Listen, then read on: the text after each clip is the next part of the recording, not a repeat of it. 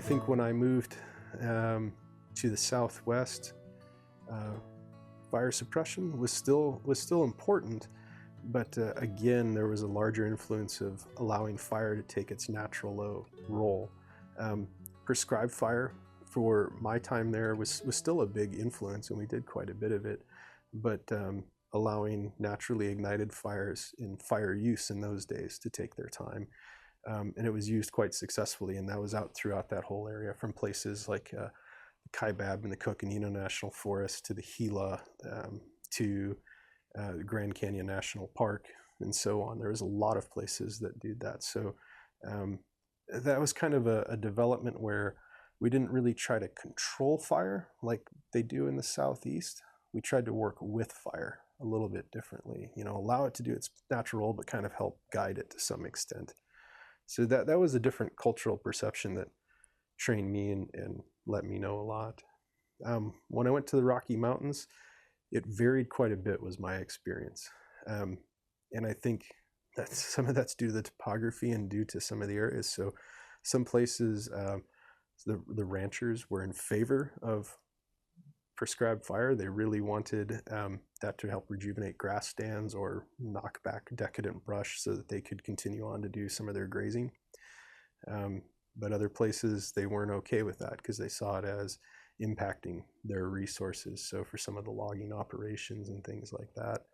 Then there was these other set of lands that, they very much wanted prescribed fire for the ecological benefit, but also as a management tool, into doing habitat restoration, but also timber stand improvement. So it seemed to be quite varied. Also there, because of the Rocky Mountains in particular, kind of come out of the plains and stick up so high and jut up right there. There's this great change of, from tall grass to medium grass and short grass prairies to, these more oak woodlands and some brush areas, and then you kind of climb into pine. And so the fire management style morphed and changed around a lot of those, and it changed based on the land use as well. That's kind of what I saw. As I went more into the northern Rockies, that seemed to have a higher focus on management of naturally ignited fires too, because they have some very vast wilderness areas. So that's a lot of my time in there. There was definitely some suppression action. There's obviously some larger fires that, at that time, and I'm thinking, early and mid 2000s that moved around and were quite damaging, both ecologically and economically and to infrastructure and structures. And then as I moved to California, it seemed to be a very different philosophy a lot of the time, which also seems to be changing now to some extent, I would say.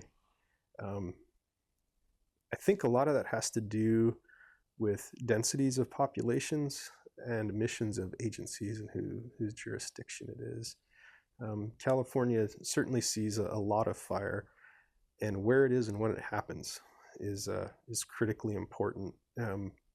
So some places it's jurisdictionally, that agency that controls it, they come from a very suppression-oriented organization, and I think sometimes that's because they grew out of a fire department that took on land management roles, and rightfully so. There's no criticism there for me, but that helped to shape and form their culture and their perspective on fire.